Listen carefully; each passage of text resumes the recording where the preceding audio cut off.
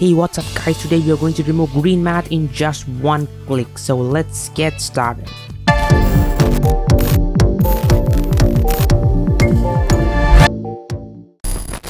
Open After Effects and create a new composition and rename it as green matte removal. Now set the frames to 24 frames per second and to the duration of your video length, and set the background color to black and click OK. Drag in both your files where there is foreground and also background. So now you're going to add the foreground to our composition which we just created. Make sure the foreground layer is on top of everything. And let's drag the background layer and put it below the foreground layer. Make sure both are placed correctly and get to the effects and presets panels and search for Keylight 1.2, which is also available in keying menu.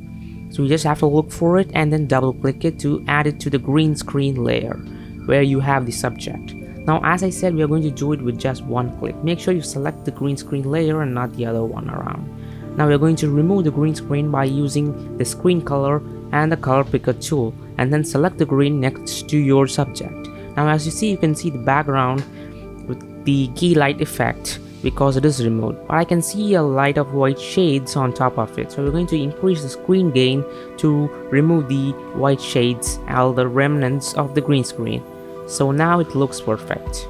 Now let's ramp preview this and you can see it's perfectly removed. The green screen has no leftovers as you can see here. Now select the green matte layer and search for the Lumetri color effect. This is just to add a little bit more complications to do with a little bit of color correction. As you can see, if you want a detailed video, there is a video to make a perfect color correction in my channel, and these are the cards, so you can just take a look on that. So now let's just change a few little basic settings in the Lumetri color to make it customized and look a bit more effective than it was before.